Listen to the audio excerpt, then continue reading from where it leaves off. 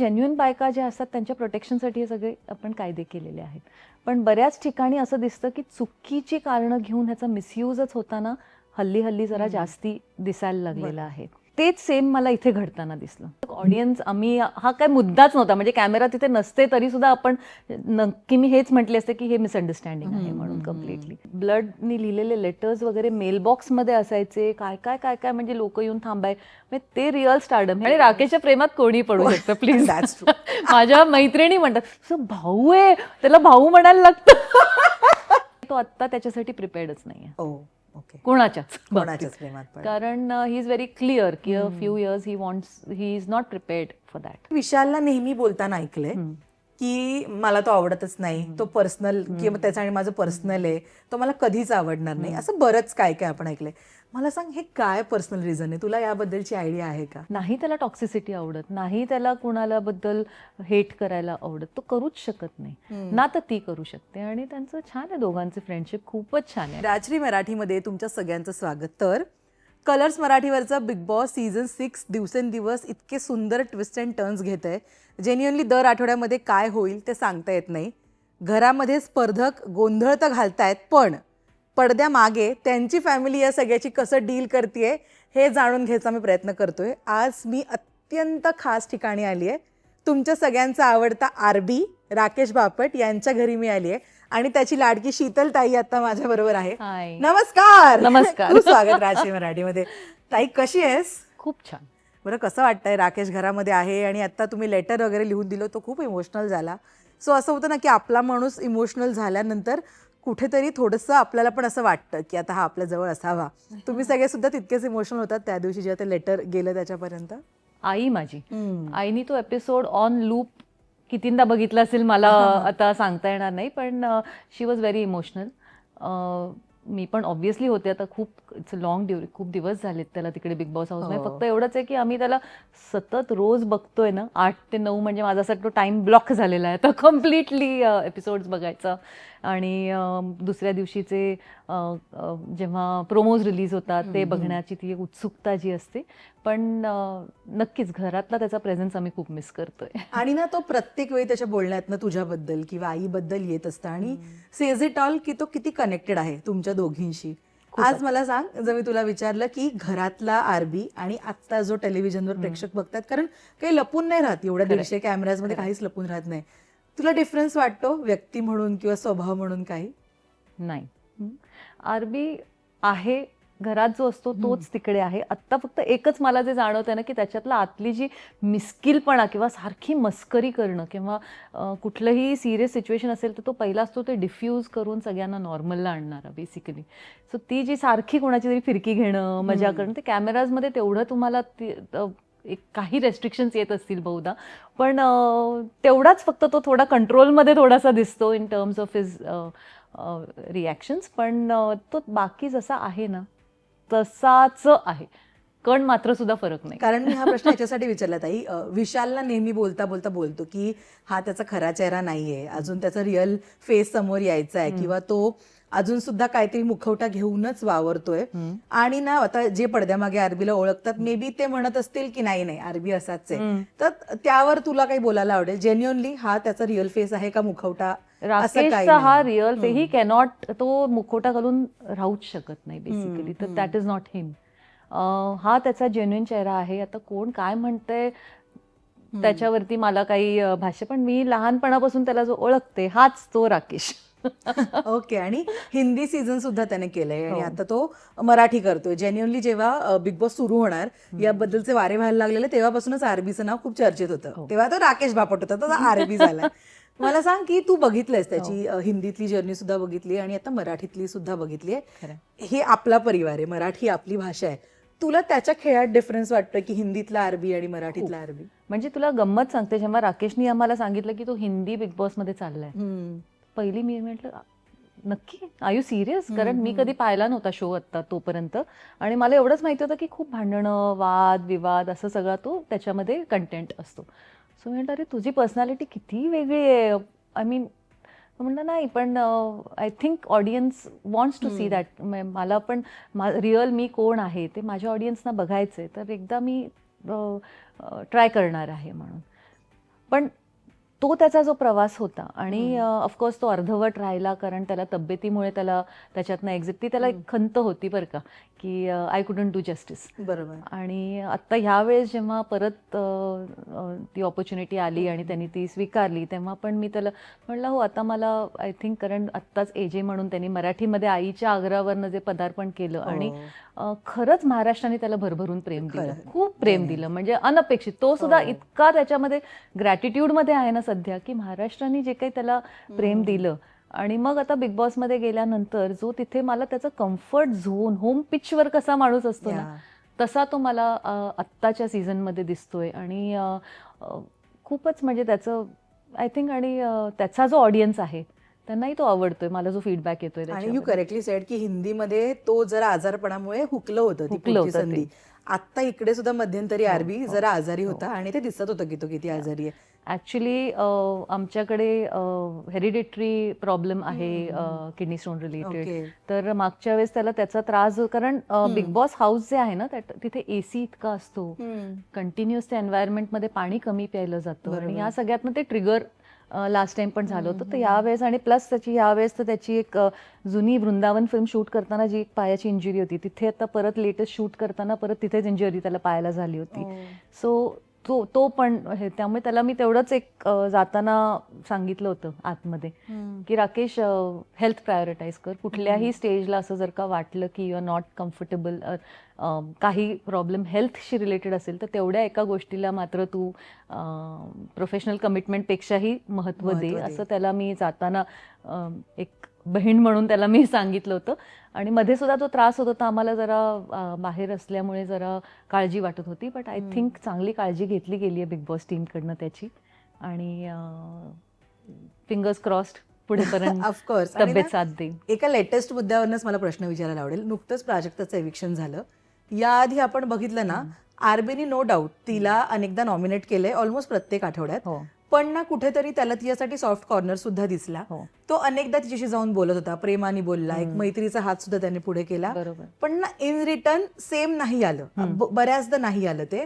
आणि आरबी तिला कधी कधी काय काय बोलायचा ते तिने सगळ्यांनाच ऑलमोस्ट ती सांगताना दिसली. मे बी करण किंवा सागर दादा ती सांगताना दिसलीये. तुला असं वाटतं की तिच्यावर एवढा ट्रस्ट नव्हता ठेवायला पाहिजे किंवा ती नाहीये कोणाची, ती जाऊन सांगणारच कारण तिला खेळात टिकायचं होतं, असं वाटतं तुला?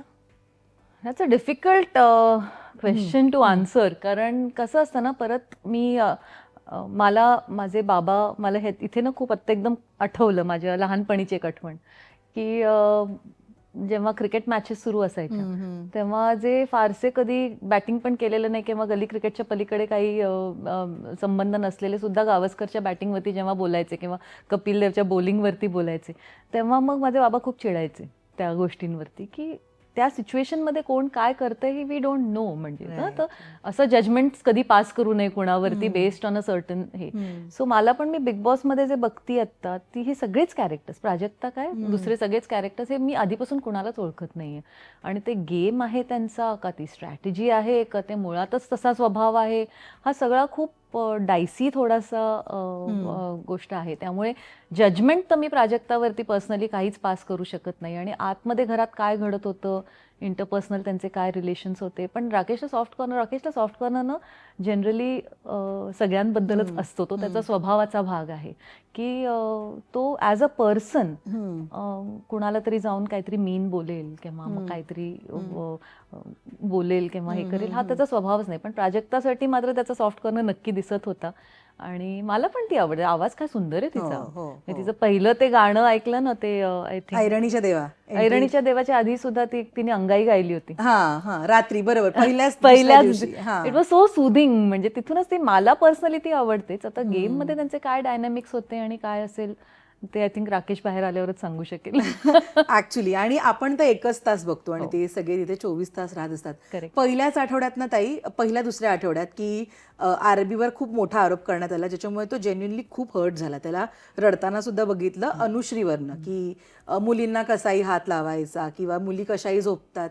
तर ना हे बघणाऱ्यांना पण चुकीचं दिसलं. अनेक कलाकारांनी सुद्धा त्याबद्दल पोस्ट केल्या होत्या की आपण कोण आहोत आणि आपण कोणावर आरोप करतोय. आणि 90% मी तुला सांगेन कॉमेंट या 90-95% कॉमेंट ह्या आरबीच्याच बाजूनी होत्या. कारण ते जे अनुश्रीने विचार केला किंवा जे इतरांनी विचार केला तो आरबीच्या डोक्यात नव्हता आणि जे प्रेक्षकांपासून कुठे काय लपते, राईट? करेक्ट. तुम्ही कोणी याबद्दल बोललं नाही, आज तुला व्यक्त व्हायला आवडेल? मी तेव्हाच जेव्हा हे झालं तेव्हाच मी सोशल मीडियावरती व्यक्त झाले होते, मी पोस्ट लिहिली होती त्यावेळेस, आणि माझा तोच स्टँड आहे अजूनही. मी तेव्हा व्यक्त अशी झाले होते की मला बेसिकली ना या मुद्द्यावरती, बरं झालं तू हा प्रश्न विचारलास, कारण मी स्वतः, माझी एक NGO आहे, मी विमेन एम्पॉवरमेंटमध्ये काम करते. मी पॉश ॲक्ट, जो prevention of sexual harassment in work places against women, हा जो ॲक्ट आहे त्याच्या मी बऱ्याचशा इंटरनल कमिटी मेंबर्सवरती मी बऱ्याच कॉर्पोरेट्सच्या आणि इतर ठिकाणी मी मेंबर आहे, एक्सटर्नल मेंबर. कित्येक केसेस मी जवळून पाहिलेल्या आहेत की ज्या बायकांना खरंच त्रास असतो, म्हणजे भलेही ते डोमेस्टिक व्हायलन्स असेल, अब्यूज असेल, सेक्शुअल हॅरॅसमेंट असेल, किंवा कित्येक प्रकारे फायनान्शियल अब्यूज असेल, व्हॉट एव्हर इट इज, पण त्या ज्या जेन्युइन बायका ज्या असतात त्यांच्या प्रोटेक्शनसाठी हे सगळे आपण कायदे केलेले आहेत. पण बऱ्याच ठिकाणी असं दिसतं की चुकीची कारणं घेऊन ह्याचा मिसयूजच होताना हल्ली जरा जास्ती दिसायला लागलेला आहे. आणि तेच सेम मला इथे घडताना दिसलं की तो मुद्दा, म्हणजे राकेश असं काय करेल हे तर ऑडियन्स, आम्ही, हा काय मुद्दाच नव्हता, म्हणजे कॅमेरा तिथे नसते तरी सुद्धा आपण नक्की मी हेच म्हटले असते की हे मिसअंडरस्टँडिंग आहे म्हणून कम्प्लिटली. पण राकेशच्या ऐवजी दुसरं कोणी असतं तर त्याचं कदाचित करिअर, कारण जजमेंट पहिलं बायकांच्या बाजूनी जातं आणि ते कुठेतरी ते स्पॉईल होऊ शकतं. आणि तिथे मला नेहमी असं वाटतं की ज्या बायका ह्या पद्धतीचं कुठलं कृत्य करतात, कुठल्याही कारणाने, कुठल्याही, तो गेमसाठी असो, काही असो दे, मोटिवेशन काही का असे ना, तिथे ना तर त्या पुरुषावरती अन्याय होतो, तिथे एक गोष्ट झालीच, त्या इतर बायकांवरती पण अन्याय करतात. कारण बायकांकडे बघण्याचा दृष्टिकोन की अरे नाही, हे काय फॉल्स कंप्लेंटच असेल, असा कॉर्पोरेट्समध्ये पण होताना दिसतो की बऱ्याचशा जेन्युइन बायकांना पण न्याय त्याच्याने मिळत नाही. सो मला हा मुद्दा म्हणजे तेव्हाही पटला नव्हता, मी तेव्हाही व्यक्त झाले होते की हे, म्हणजे राकेशसाठी म्हणून ते व्यक्त झाले की strong women should not do this, कारण इतर बायकांचे तुम्ही हक्क हिरावून घेता. आणि हे ॲक्च्युली नॅशनल प्लॅटफॉर्मवरती आलं, सो बऱ्याच लोकांनी, बऱ्याच बायकांनी, स्त्रियांनी पण पुढे येऊन ह्याच्यावरती भाष्य केलेलं आहे आणि खूप सपोर्ट त्याच्या बाबतीत मिळाला. अनफॉर्च्युनेट होतं, राकेशला ते हर्ट झालं, पण मला किंवा आईला किंवा आम्हाला कोणालाही माहिती होतं की हे शक्यच नाहीये. आणि ना म्हणजे त्याच्यानंतर काही दिवसातच एक घटना घडलेली, मेल कार्ड खेळतो, रुचिता प्रकरणावरनं, आणि ना तो अगदी छोटा मुद्दा खूप चिघळला गेला. पण जर तसं काही असतं तर बिग बॉसने तेव्हाच अनाउन्समेंट केली असती. तर तुला असं वाटतं की आरबी कधी मेल कार्ड खेळत होता त्याला एवढ्या वर्षापासून? म्हणजे आता हे बघ, परत आतमध्ये काय घडलं ह्याच्यावरती मी भाष्य करू शकत नाही, तो बाहेर आल्यानंतर तोच सांगू शकेल की काय झालेलं होतं. पण ॲज ऑडियन्स, त्याची बहीण म्हणून मी जे काही त्याला ओळखते, मला असं वाटतं तो परत जाऊन आर्ग्यू करणं किंवा त्या लोकांशी, समोरच्या व्यक्तीला ज्यांशी भांडणं, हे सगळं हा त्याच्या स्वभावातला भाग नाहीये.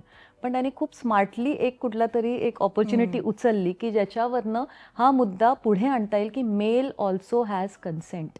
म्हणजे हा कन्सेंटचा मुद्दा आहे, राईट? बरोबर. जसं स्त्रियांना कन्सेंट महत्वाचं आहे, कुणालाही असू दे, मग ते जेंडर स्पेसिफिक नाही आहे ते. तर त्यांनी, मला असं वाटतं त्याच्या स्वभावाप्रमाणे हा एक कुठला तरी लूपहोल त्यांनी उचलला आणि कुठेतरी ह्या बाबतीत चर्चा करण्यासाठी त्यांनी तो मुद्दा, I think which was important. आणि बऱ्याच लोकांनी मला त्याच्या बाबतीत खूप फोन पर्सनली आले की इट्स सो गुड की हा मुद्दा उचलला गेला, नाही तर कधी वाचच, मी माझे जवळून मी पाहिलेले लोक किती सफर झालेली आहे ते रॉंग आय मीन अशा कुठल्या कुठल्या गोष्टींमुळे. तर आय थिंक नोईंग राकेश, तो आल्यावर त्याचा पॉईंट सांगेल, म्हणजे मी त्याच्या वतीने नाही बोलू शकत. पण ॲज अन ऑडियन्स आणि सिस्टम मला हे वाटलं आणि मला बरं वाटलं की हा मुद्दा कुठेतरी त्यांनी भाऊच्या धक्क्यावरती पण हाच मुद्दा उचलला की कन्सेंट महत्वाचं आहे. बरोबर आहे. आणि maybe this was a way of bringing it to light आणि ह्याच्यावरती चर्चा घडवून आणली तरी निदान. सो काय घडलं असेल ते नक्की तोच सांगू शकेल. पण माझ्या दृष्टीने पाहिलंच तर मला असं वाटतं त्यांनी हे करणं चांगलं होतं की हा मुद्दा तरी पुढे आला. आत्ता ना, म्हणजे जे स्पर्धक ताई घराच्या बाहेर येत आहेत ना, ते सगळेजण असं बोलतात की आम्ही बोललेलं दाखवलं गेलं नाही. रुचिता आत्ता बाहेर आली, मी रुचिताचा इंटरव्ह्यू केला तेव्हा ती असं म्हणाली की वाटाण्या फुटाण्या या शिव्या नाही आहेत, गावाकडे असंच बोलतात. म्हणे आरबी तर आई बहिणीवरनं शिव्या द्यायचा, पण त्याच्याबद्दलचं काहीच दाखवलं गेलं नाही.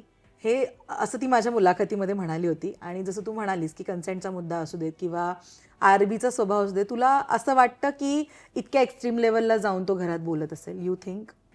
मला तरी नाही वाटत. Until he is provoked and instigated to a very different level, जे मध्यंतरीचं प्रोवोकेशन खूप होतं. खूप म्हणजे होते. नॉर्मल सेन्सिबल माणूस सुद्धा, म्हणजे मला राग इतका येत होता की काय नॉनसेन्स आहे, म्हणजे Correct. व्हॉट इज दिस, तुम्ही खेळा ना, बाकीचे मुद्दे खेळा, हे खेळा, पण हे काय आहे, म्हणजे so that was a provocation basically. पण तरी सुद्धा मला नाही वाटत ना, पण एनिवेज मी ते, कारण कधी शोवरती दिसलेलं पण नाहीये, तर कोण काय बरोबर. बोलतं ह्याच्यावरती करण्यापेक्षा मला वाटतं राकेशच बाहेर आल्यानंतर हे बोलू शकतो. आणि कालच्याच म्हणजे भाऊच्या धक्क्यावर रितेश भाऊ बोलले सुद्धा की टास्क रद्द नका करू. आणि काही ह्याच्यामध्ये आपण बघितलं की आरबी टास्क रद्द करत होता. आता ना, म्हणजे तो काल म्हणाला की मी ते जरा इंटरेस्टिंग करण्याच्या नादात ते रद्द झालं. मला ऑडियन्स म्हणून सांग, तुला असं वाटत, बहीण म्हणून नाही, ऑडियन्स म्हणून सांग, तुला असं वाटत आरबी का टास्क रद्द करतोय, हा का खेळत नाहीये, काय झालंय, हे प्रश्न तुला पडले होते का? तो त्याच्या पद्धतीने खेळतोय. सी, प्रत्येक जण त्यांच्या त्यांच्या पद्धतीने खेळतात. त्यांना जसं जसं त्याच्यामध्ये स्पाइस आणायचं असेल ती परत मी जे म्हटलं की आज त्या सिच्युएशनमध्ये आपण नसताना प्रत्येक जण, तर कोणी भांडतं, कोणी काहीतरी वेगळं काहीतरी गोष्टी करतायत. सो प्रत्येकाची एक स्टाईल आहे आणि त्या सगळ्या सिच्युएशनमध्ये एवढे दिवस तिथे आत राहून एकमेकांचे चेहरे बघून ते टास्क येत आहेत. मग it is like real life ना, की तो एक चान्स एलिमेंट आणि चॉईस एलिमेंट असा असतो आणि प्रत्येकाच्या पर्सनॅलिटीप्रमाणे ते टास्क हँडल करतात. आणि बेसिकली असं गेमिंग, प्लॉटिंग हा त्याचा स्वभावच नाहीये. ओके. तो करूच शकत नाही, म्हणजे दॅट्स नॉट हिम. म्हणजे कधी कधी मी अशी किंवा कोणी चिडलं वगैरे की तो म्हणतो life is too short, grudges कशाला पाहिजे, Correct. ठीक आहे छोड दो, हो जाएगा, असा नेचरचा तो आहे. किंवा त्यांनी एक स्टारडम अनुभवलंय जेव्हा सुरुवातीला Correct. तुंबिन जेव्हा आला तुंबींच्या होता. वेळी. हो हो. त्यावेळेचं त्याचं स्टारडम म्हणजे आमच्याकडे घरी ब्लडनी लिहिलेले लेटर्स वगैरे मेलबॉक्समध्ये असायचे, काय काय काय काय, म्हणजे लोक येऊन थांबाय. म्हणजे ते रिअल स्टारडम. हे आता सोशल मीडियाचं स्टारडम जे आहे ना, ते घर बसल्याचं कोणतरी लाईक करतं किंवा हे करतं, इट्स डिफरंट. आता उगाच आपल्याला मिलियन्स ऑफ फॉलोवर्स आहेत असं वाटतं की अरे आपण खूप ह्याला पॉप्युलॅरिटी आहे या गोष्टीला. पण त्यावेळेचं जे स्टारडम होतं विदाऊट सोशल मीडिया, तो पीक जेव्हा तुंबीन आला तेव्हाच त्यांनी तो एक अनुभवलेला आहे तो सगळा. आणि त्याच्यानंतर मग त्यांनी, म्हणजे जे तुंबींचे सगळेच स्टार्स होते ते सगळे कॉन्ट्रॅक्ट बाउंड असल्यामुळे पुढे बरेचसे त्यांना प्रोजेक्ट्स चांगले, म्हणजे अगदी सूरज बडजात्याचे याचे सारखे प्रोजेक्ट्स पण राकेशला सोडून द्यायला लागले. सो कोणी गॉडफादर नव्हतं, कोणी काही आपल्याला या इंडस्ट्रीमधली माहिती नव्हती. तर त्या सिच्युएशनमध्ये त्या लेवलला जाऊन परत एक कुठेतरी सेटबॅक येऊन मग परत त्याच्यातनं मार्ग काढून पुढे जात राहणं आणि 25 वर्ष सातत्याने काम करत राहणं प्रामाणिकपणे, आपल्याला जेवढं जमेल तेवढं, आणि कुणाशी कॉम्पिटिशन करणं वगैरे हे त्याचा तो पिंडच नाहीये बेसिकली. सो तो जो आहे तो आहे. आणि त्या गेममध्ये पण तो त्याच स्पिरिटनी आत्ता जे समोर आलंय त्याला थोडंसं मजा करूयात, एन्जॉयबल करूयात, ह्याच ह्याच्याने तो करत गाजरवरती फेकलं वगैरे. दॅट्स तो खोडकरच. म्हणजे लहानपणी सुद्धा ना कोणी मिरचीचा ठेचा गाजर हलवा म्हणून खायला दे कोणाला तरी, अरे बापरे, किंवा मसाला सुपारी म्हणून गरम मसाला दे, किंवा कोणातरी चप्पल लपवून ठेव घरी कोणी आलेलं असेल तर वगैरे. म्हणजे तो ही इज मस्तीखोर, भयंकर मस्तीखोर. तर दॅट मस्ती in him is always wanting to come out. आणि ना ताई, मला तुझ्याकडनं एक गोष्ट नक्की जाणून घ्यायला आवडेल. डे 1 पासून ना घरामध्ये, म्हणजे बघ, इफ जर तुला माहिती असेल आन्सर तर नक्की दे तू याबद्दलचं. विशालला नेहमी घरात बोलत आलाय की मला तो आवडतच नाही, त्याचं आणि माझं पर्सनल आहे, हे तो नेहमी बोलत आलाय. आणि ना मला सुद्धा हा प्रश्न आहे, अनेकांना सुद्धा हा प्रश्न आहे की हे काय पर्सनल आहे, की ते डे 1 पासून आहे. बिकॉज ना मी आरबीला कधीच नाही बघितलं की तो विशालबद्दल वाईट बोलतोय, कधीच नाही. जेव्हा त्याला असं वाटलंय कोणाला तरी 4 समजुतीचे शब्द सांगितले पाहिजे तेव्हा आरबी बोललाय. बाकी तो कधीच बॅड माउथ करायला गेला नाहीये विशालबद्दलचा. आणि हे जेन्युअनली, म्हणजे मी प्रेक्षक म्हणून हे सांगते. पण ना मी विशालला नेहमी बोलताना ऐकलंय की मला तो आवडतच नाही, तो पर्सनल, किंवा त्याचं आणि माझं पर्सनल आहे, तो मला कधीच आवडणार नाही, असं बरंच काय काय आपण ऐकलंय. मला सांग, हे काय पर्सनल रिझन आहे? तुला याबद्दलची आयडिया आहे का? खरं सांगू, मला काहीच माहिती नाही. कारण आय थिंक आधीच्या बिग बॉसमध्ये थोडं ब्रीफली, म्हणजे बिग बॉसमध्ये राकेश आणि विशाल अगदी थोडे दिवस जेवढे गेला तर तेवढे दिवस त्यांचं काही इंटरॅक्शन होतं तेवढंच. म्हणजे पण तुला सांगू, हे राकेश पण विसरला असेल की काय पर्सनल आहे. ओके. कारण तोही त्याच्यातला नाहीये. तो एक शो होता, तिथे भेटले, काय प्रोफेशनली लोक भेटतात हे करतात, त्याच्यानंतर मग तो ग्रजेस त्यालाही आठवत नसेल, कारण त्यांनी कधी असं काही चर्चाच झाली नाही आमची, आणि मलाही आठवत नाही. आम्ही या सगळ्या गोष्टी नाही लक्षात ठेवत, खरं सांगू ओके. तर. सो माहित नाही त्याचं काय असेल ते. आणि ना मी दरवेळी ऐकते म्हटलं रे यार हे पर्सनल नेमकं काय आहे की जे इतके दिवस टिकले. युजली तो जेव्हा बाहेर आपण- आल्यावर त्याला विचारूयात. मी जेन्युअनली त्याला विचारणार की प्लीज आता जरा सांग हे काय पर्सनल आहे. कारण युजली जेव्हा आपण एवढे दिवस एकत्र राहतो ना, आठवडा 2 आठवड्यानंतर तो आईस ब्रेक होतो आणि गोष्टी संपतात. आणि म्हणजे दुश्मन आता अनुश्री कधी वाटलं पण नव्हतं ती आरबीशी एवढं चांगलं बोलेल. हो, सुरुवातीला now ज्यांचा एवढा surprisingly. 36 आकडा हो, होता, हो. किंवा तन्वी कधी त्या ग्रुपमधून या ग्रुपमध्ये येईल, पण ते इक्वेशन्स सगळे बदलले. तर ते पर्सनलचं कोड अजून सुटलं नाही. यांचं पर्सनल वाद आहेत म्हणजे नेमके खरंच काय मला वाद माहिती नाही. ते दोघं बाहेर आल्यावरच आपण विचारूयात आहेत? त्यांना. मी तर विचारणार आहे. राकेशला तर काय, तो मला नाही वाटत त्याला काय पर्सनल विसनल आहे. तो is just reciprocating how the other person is behaving, तेवढंच करणार. ओके. आणि कारण आता राकेशचा तो स्वभाव आहे, तो काय कोणाशी आर्ग्यू करायला जात नाही. नाही पटलं ठीक आहे, तू तुझा मी माझा. ओके. आणि आता ना राखी सावंत आली आहे घरामध्ये. सो नो डाऊट तिने आल्या आल्या त्याचं माझे एक्स जीजू बिजू बोलून खूप स्वागत केलं. आणि नंतर जरा चित्र बदललं. त्या गोष्टीकडे मी वळीन, पण त्याआधी ना विशालचंच एक स्टेटमेंट होतं की आता राकेशकडे राखीशिवाय पर्याय नाहीये, म्हणून तो मे बी तिला नाकारेल पण तो तिच्याकडेच जाईल दिसण्यासाठी. ताई तुला असं वाटतं की आपण जास्त दिसावं टीव्हीवर किंवा कोणाच्या तरी मार्फत आपण दिसू, असं कधी विचार आरबी करेल की तिच्यामुळे बाबा मी दिसतोय तर मी जाईन तिच्याकडे? यू थिंक की राकेश त्याच्या आधी दिसत नव्हता. मला प्रत्येक एपिसोडमध्ये तोच दिसत होता जास्ती करून, काही ना काही मुद्दे. आणि तो स्क्रीनवरती नसला तर इतर लोक त्याच्याबद्दल बोलतानाच दिसत होती. तो अप्रत्यक्षपणे सगळ्याच त्याच्यामध्ये कॉन्व्हर्सेशन्स मध्ये असेल स्क्रीन. मला नाही वाटत राकेश असं दिसण्यासाठी वगैरे. तो म्हणेल नाही दिसायचं तर नाही, मी घरी जातो त्यापेक्षा, दॅट्स ओके. सो पण कधीच मागे नाही करणार, कधीच नाही, कधीच नाही.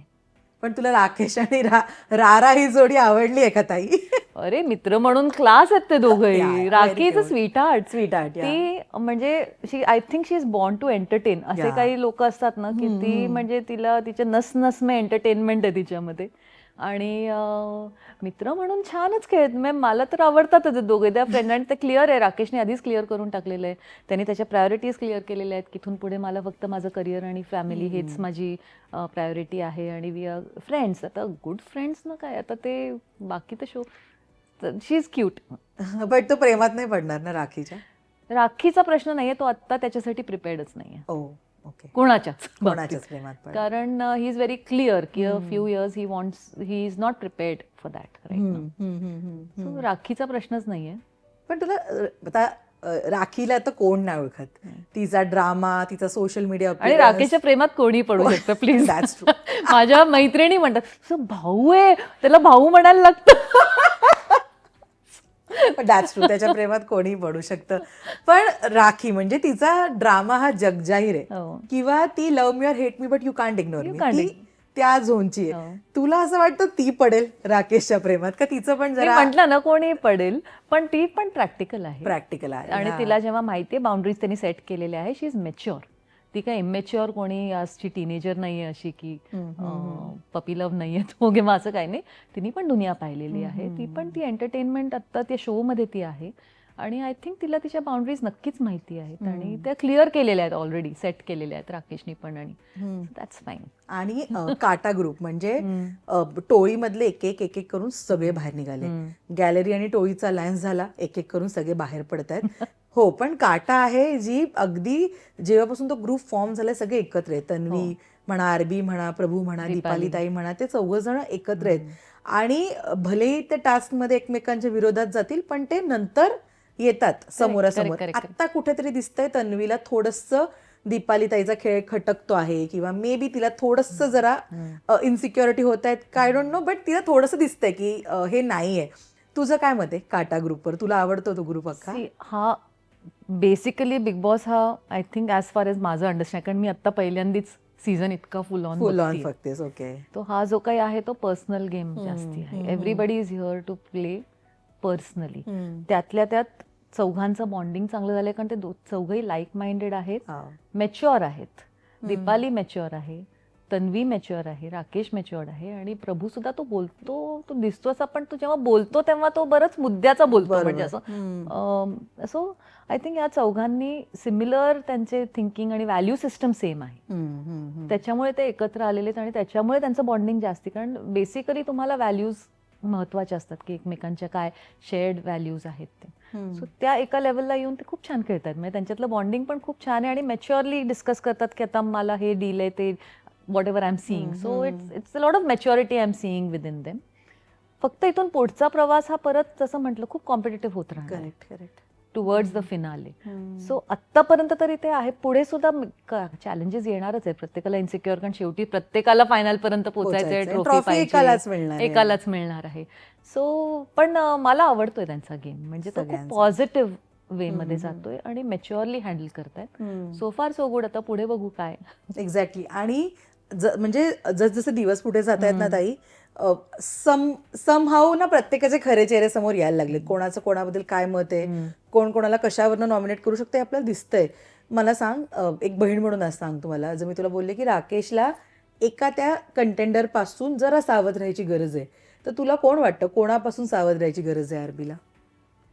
अरे काही नाही, जसं कॉम्पिटिशन वाढेल तेव्हा सगळेच एकमेकांपासून सगळ्यांनी सावध राहायला लागणार आहे. पर्सनल गेम आहे शेवटी. त्यामुळे असं काही नाही आहे. आय मीन, आणि he is smart enough to understand. त्यामुळे तो बरोबर ती सिच्युएशन काय असेल, कारण तो जे म्हणतो ना की हा वीक ऑन वीक गेम आहे, त्यांनी एका एपिसोडमध्ये म्हटलं की मी या गेमकडे वीक ऑन वीक बघतोय. त्यामुळे प्रत्येक वीक मध्ये आता जसं अजून ते हीट वाढेल तसे त्यांचे टास्क काय असतील, नॉमिनेशन त्याला तो मला जातानाच म्हणतात की नॉमिनेशन मला अजिबात आवडत नाही, कारण सांगायला लागतात काहीतरी काहीतरी म्हणे. सो हे पण ते टफ होत जाणार आहे अजून अजून, जेव्हा तुम्हाला स्वतःच्याच टीम मेंबर्सना नॉमिनेट करायची, उद्या कमी लोक झाल्यावर वेळ येणार आहे, हे सगळं होणार आहे. So I think but he will handle himself म्हणजे शेवटी. आणि तसं म्हटलं तर सगळ्यांपासूनच जपून राहायला पाहिजे. येस. आणि आरबी तर आहे, नो डाऊट तुझा फेवरेट प्लेअर असणार, पण आरबी शिवाय मला सगळी टोळी गँग, ही काटा गँग आवडते. अख्खी काटा गँग आवडते. अख्खी काटा एक gang. प्लेअर सांग ना, कोण खूप आवडतं तुला? अरे असं नाही, मला राकेशच आवडतो. अच्छा, राकेश पलीकडे असून कोण नाही की हा मस्त खेळतो हा स्पर्धक? कालच त्याला एक बहीण रूपी भाऊ मिळालाय घरामध्ये. अरे त्याचा भाऊ, मी तर तिला आल्यानंतर सांगणार आहे, मला एक भाऊ गेला तर 2 भाऊ आले. ओके, बहीण रूपी भाऊ मिळालाय बहीण रूपी भाऊ घरामध्ये. बाई आहे, मस्त आहे, मस्त खेळते ती. आणि छान ती खेळते. म्हणजे ती कधीच विक्टीम कार्ड नाही खेळत. नाही, तिचं हा एक खेळते ती, कौतुक बापरे. करणं गरजेचं आहे की कोणी मला हात लावला, कोणी मला ढकललं. ती म्हणजे असं नाही की फक्त आरबीच्या बाबतीत, नाही ती दुसऱ्या कुठल्या मुलाच्या बाबतीत पण तशी तक्रार ती करताना क्लिअर फार आहे, दिसली क्लॅरिटी नाहीये. आहे तिला. आणि शी नोज द गेम. तन्वी खरंच म्हणजे आरबी सोडलं तर मग मला येस तन्वीचा गेम आवडतो. तन्वी आवडते तुला. पण तुझ्या टॉप 5चा विचार केलास का तू? कोण नाही टॉप 5 केला. असावे? नाही. नाही.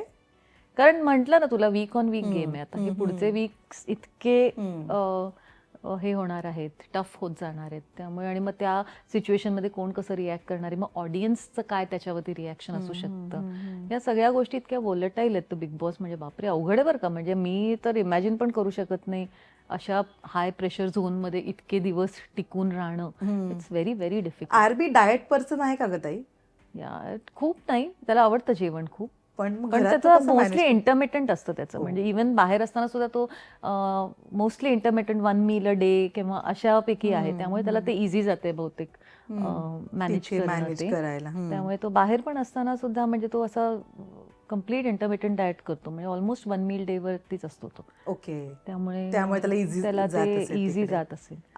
तुझी मतं मला कळली. आई सुद्धा आणि टॉप 5 बाकी विनर तू विचार, टॉप 5 मध्ये बघायला आवडेल का? तर मला तर सगळी काटा गँग आवडणार आहे. आणि विनर हा राकेश माझ्या दृष्टीने ऑलरेडी आहे. कारण आमच्या घरामध्ये कसं आहे ना, आम्ही we don't compete with others, आम्ही स्वतःशी कम्पीट करतो. ओके. सो आधीच्या बिग बॉस पेक्षा आत्ताचा त्याचा प्रवास मला खूप जास्ती आवडतो. आणि ती ग्रोथ जी मी बघतीये ना, तो he is already a winner आणि ही इज वन हार्ट्स. म्हणजे त्याचे जे ऑडियन्स आहेत ते भरभरून प्रेम देतात. म्हणजे मला जिथे जाईन तिथे मला तो अनुभव येतोय.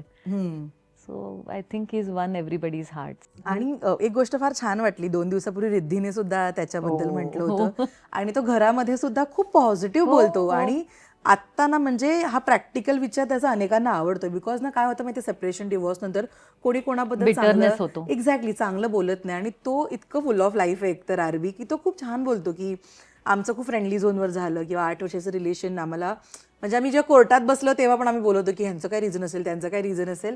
सो ना तो अप्रोच दिसतो त्याचा पॉझिटिव्हिटी असलेला, राईट? दोघंही म्हणजे ते दोघंही they both respect each other a lot. कुठल्याही रिलेशनमध्ये रिस्पेक्ट महत्वाचं आहे. पण कधी कधी एक्सपेक्टेशन्स जेव्हा वाढतात तेव्हा मग ते नातं कुठेतरी डाऊनवर्ड जायला लागतं आणि मग but they chose a mid way out की फ्रेंडशिप आपली चांगली आहे, आपलं रिलेशन रिस्पेक्ट चांगला आहे. नाही जर का जमत असेल तर मग ते कुठेतरी अगदी बिटर करून त्याच्यावरती एकमेकांना टॉक्सिक न करता खूप हेल्दी आहे ते. आणि दॅट इज हिम. मी जे म्हणते ना कायम की नाही त्याला टॉक्सिसिटी आवडत, नाही त्याला कुणाला बद्दल हेट करायला आवडत, तो करूच शकत नाही ना, तर ती करू शकते. आणि त्यांचं छान आहे दोघांचे फ्रेंडशिप, खूपच छान आहे. आणि मस्त वाटलं तो व्हिडिओ बघून जेन्युइनली तिने जो आरबी साठी अरे तो खूप जेन्युइन, म्हणजे they are the best of friends. I think they are the buddies म्हणतो ना आपण, तसे ते दोघं जण आहेत. किती मस्त. आणि तुझी जी मतं आहेत ती तू एक्सप्रेस केली ताई. आई सुद्धा बघतीये हा शो आणि शेवटी आईचं काळीज आहे. इमोशनल व्हायला तिला होत असणार, ओरडा पडतो तेव्हा, तो मध्यंतरी आजारी होता तेव्हा, किंवा आपल्या मुलाबद्दल बोललं जातं इकडनं तिकडनं, कारण आईला माहिती असतं आपला मुलगा कसा आहे. एपिसोड्स बघताना तिच्या काय रिॲक्शन्स असतात आता एवढे दिवस झालेत? ती खूप इमोशनल होते. म्हणजे नॉर्मली वीकेंडचे एपिसोड्स आम्ही एकत्रच बसून बघतो. I make it a point, कारण तिला पटकन ते थोडीशी ती खूपच म्हणजे आठवडाभर जे झालेलं असतं त्याच्यावरती, एक तर तिला रोज रात्री त्याच्याशी बोलायची. त्या दोघांचं बॉन्ड खूप स्ट्रॉंग आहे. ते रात्री एकदा तरी आईशी बोलल्याशिवाय त्याचा डे एंड होत नाही. आणि तिलाही ती झोप लागत नाही राकेशशी बोलल्याशिवाय. निदान मेसेज तरी व्हायला पाहिजे किंवा काहीतरी असेल. तर त्यांच्या दोघांचा खूपच स्ट्रॉंग बॉन्ड आहे. आणि आई त्याच्या बाबतीत जास्त इमोशनल आहे माझ्यापेक्षा. असं मम्माज बॉय. तर त्यामुळे ते तिला खूप जास्ती, म्हणजे जाताना सुद्धा शी वॉज व्हेरी इमोशनल की अरे जायलाच पाहिजे का, करायचंच आहे का रे तुला हे वगैरे, असं ते की कसं रे ते कसं बोलतात वगैरे. She doesn't like all of that. मग मध्यंतरी पण जे सुरुवातीचे एपिसोड तेव्हा ती खूपच, म्हणजे तिला वाईट वाटलं होतं की असं कसं. मग ते त्याच्यानंतर ते युट्यूब आणि ते रिव्ह्यूज आणि काय काय जे असतात ना, ते फार त्रासदायक असतात. तर तिला मी म्हटलं तू युट्यूब न बघूच नको थोडे दिवस, नको बघूस. तिला त्याचा त्रास व्हायला लागला होता थोडा. पण now she is now kind of adjusted to the fact की ठीक आहे, हा गेमच आहे, फार मनावर नाही घ्यायचं. या आठवड्यात काहीतरी असतं, पुढच्या आठवड्यात काहीतरी वेगळाच इश्यू येतो. तर आता ती बऱ्यापैकी त्याला आता सीझन्ड व्हायला लागली आहे म्हणायला हरकत नाही. पण तरी शेवटी ती आई आहे. खरंच. आणि जे वाटायचं ते वाटणार तिला. आपण किती म्हटलं की नाही ठीक आहे हे तर आपण एकच तास बघतो, चित्र वेगळं असेल तर तिला खूप त्याचा इम्पॅक्ट होतो. मला त्याचा एक्सपिरियन्स माहिती आहे. आम्ही मंगळागौर केलेली राजश्री मराठीची, आणि तेव्हा झीचे सगळे कलाकार आलेले. तेव्हा नवरी मे हिटलर, तेव्हा एजे वॉज टॉपला. ताई मी तुला सांगते, जेवढ्या मंगळागौर खेळायला मुली आल्या होत्या ना, एजे येईपर्यंत थांबून राहिल्या होत्या. आणि मी म्हटलं दिस इज स्टारडम, की कोणतरी तो येईपर्यंत थांबून राहतं यार. आणि तसं इझिली मिळत नाही. तो अनेकदा बोलतो घरामध्ये की मी 25 वर्ष दिली आहेत करिअरची, त्याच्यानंतर मी इथे आलो, इझिली नाही आलोय. खरंच आहे. आणि त्याने खरंच दिली आहेत. म्हणजे या फील्डमध्ये जितक्या अनसर्टनिटीज आणि इतके जास्ती अप्स अँड डाऊन्स पाहिलेले आहेत त्यांनी. आणि पण कुठेही त्यांनी कडवत, ही इज नेव्हर बिकम बिटर, never, he is gone through his on moments of down. म्हणजे म्हणूनच मी नेहमी म्हणते ना की रेझिलियन्स आणि सस्टेन करणं जर्नी. आत्ता सोशल मीडियामुळे ना खूप असं एकदम सडनली स्टार होतात आणि मग ओव्हरनाईट काहीतरी होऊन मग त्याच्यातनं. पण ते 25 वर्ष सातत्याने जी लोक इंडस्ट्रीमध्ये ते करतायत काम, त्यांच्या सगळ्यांबद्दलच मला खूप रिस्पेक्ट आहे. ते सगळेच म्हणतात ना की तुम्हाला सक्सेस आणि फेल्युअर दोघं एक्सेप्ट करता आलं पाहिजे. सक्सेसनी हुरळून नाही जायचं आणि फेलियरनी खचून नाही जायचं, हे त्याचं कायमचं. आणि मी असतेच त्याला ग्राउंडेड ठेवायला. तू स्ट्रिक्ट आहेस का आरबीच्या बाबतीमध्ये? मी सगळ्यांच्याच बाबतीत, माझ्या मुलींना विचार. काय त्याची हिंमत आहे मग, एवढी बहीण स्ट्रिक्ट त्या बाबतीत स्ट्रिक्ट असं नाही म्हणणार, पण काही गोष्टी ज्या नॉन नेगोशिएबल आहेत त्या नॉन नेगोशिएबल आहेत. त्या मुलींच्याही बाबतीत. म्हणजे आता दोघी माझ्या मुली आता एक 29 वर्षाची, एक 25 वर्षाची, मोठ्या आहेत आता. पण काही गोष्टी त्यांना माहितीये की ही आता लिमिट आहे, ह्याला टच करायची नाही. दिसत नाहीस तुला एवढी मोठी मुलगी आहे. हो, माझी मोठी मुलगी डॉक्टर आहे, युएसला आता, ती एमडी करते. बिलकुल. पण वाव, किती मस्त. आणि मला खरंच खूप मस्त वाटलं ताई. आणि त्या दोघी म्हणजे मामाच्या लाडक्या. Rakesh dots on them like nobody's business. म्हणजे त्यांचं ते वेगळं त्रिकूट आहे ते.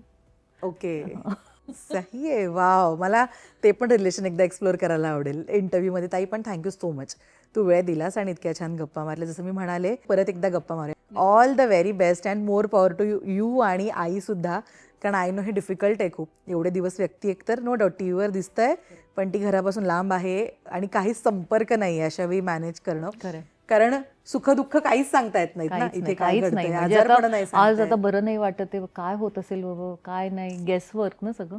करेक्ट. आणि आणि पण छान दिसतोय, रोज स्क्रीनवरती दिसतोय तो, हो. छान He looks दिसतोय. so screen perfect. Presence So त्याचा जो perfect. असतो तो आवडतोय म्हणजे बघायला मला रोज on a day to day basis. खूप घरात मस्त. आपण बघतो पण स्क्रीनवर बघणं म्हणजे Yeah. वेगळं असतं आणि रोज. तो कॅरी पण खूप चांगलं करतोय स्वतःला, हो है ना? हो. पण yes, thank you so much once again आणि ऑल द व्हेरी बेस्ट तुमच्या सगळ्यांना. ओके.